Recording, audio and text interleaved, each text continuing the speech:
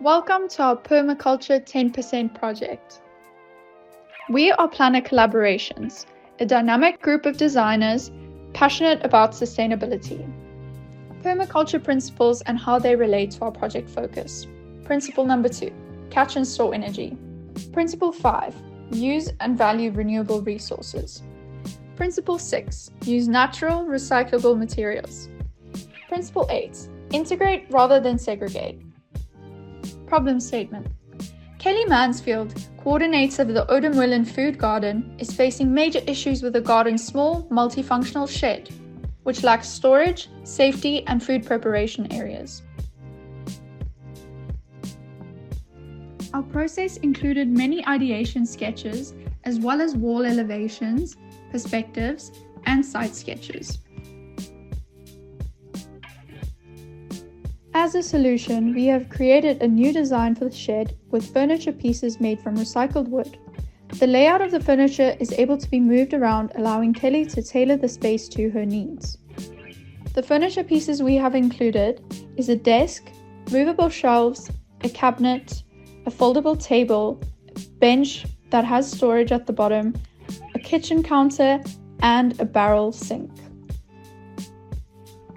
Additionally, we have opted for an external storage unit, which can be used to store tools and gardening equipment, allowing Kelly to utilize the shed for alternative purposes.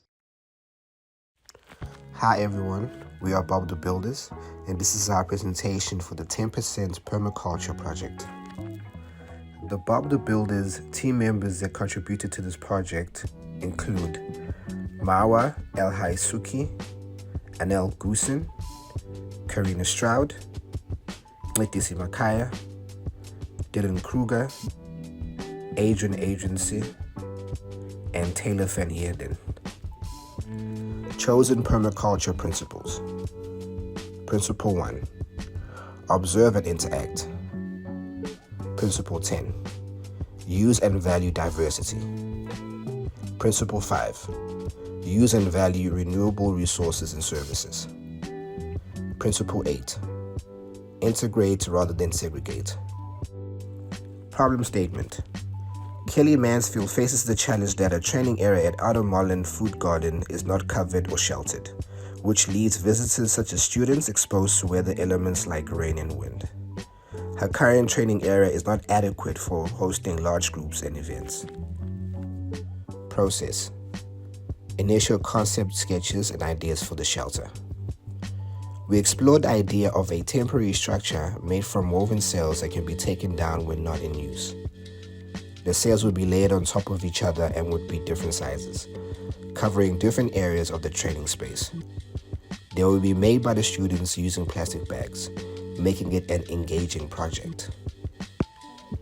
After presenting to the lecturers and receiving feedback, we changed our design accordingly to arrive at a final concept for the outdoor shelter. Outputs. The Rhino 3D render shows how the structure looks on site. You can see the woven plastic sail between the posts, the bamboo roof angled towards the gutters with a JoJo tank, the structural posts and trusses supporting the roof, as well as the surroundings of the training area like the trees and shed. Introducing the next documentary of this project, Assisting with 10% Decorex.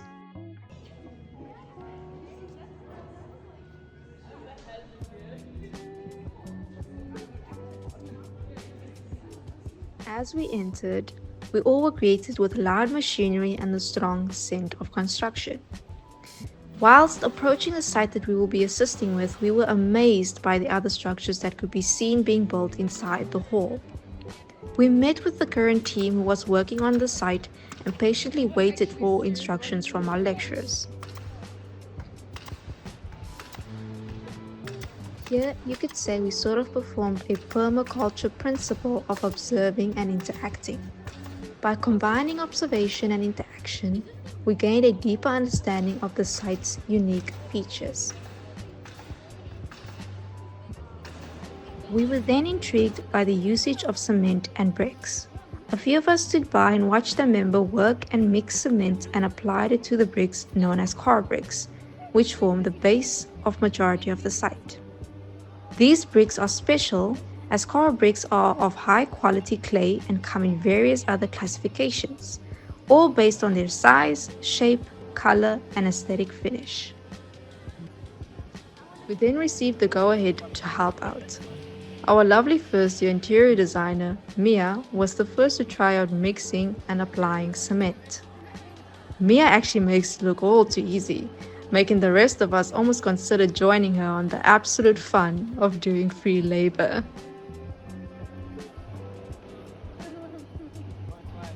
Afterwards, the rest of us received instructions on laying down some coral bricks to continue building the base of the site.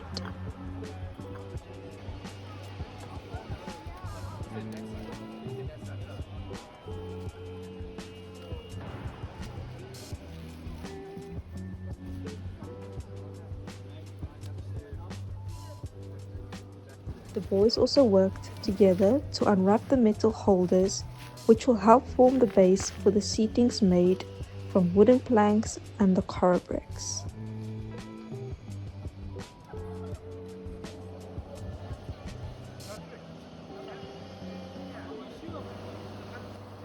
Towards the end of the first day, we took a quick picture and Kutso, our lecturer, spoke to us about heading back to campus and what will happen in our next visit.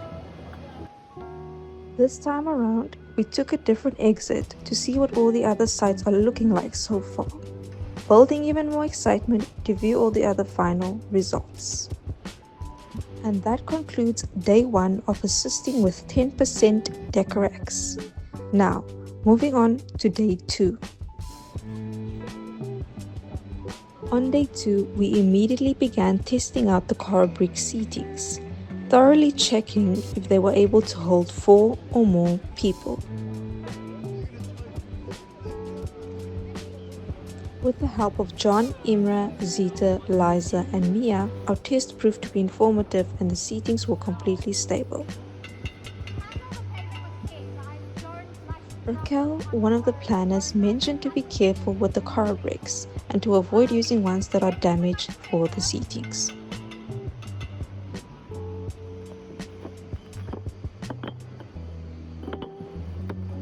John himself did some inspections and he noticed the placement of the bricks all being on the same side.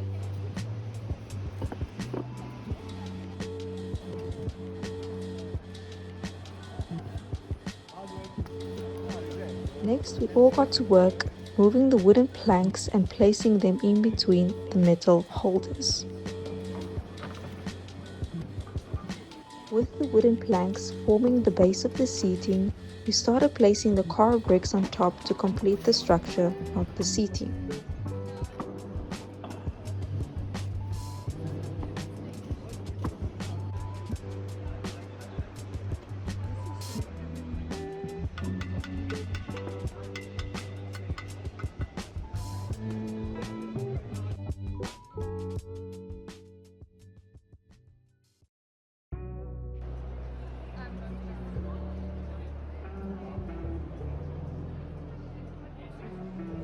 By attending Decorex, we all could see how our site turned out at the end. There was an addition of a curtain and cushions for the audience. With the amount of people at our site, we all agreed that it was amazing to see, and we felt really successful.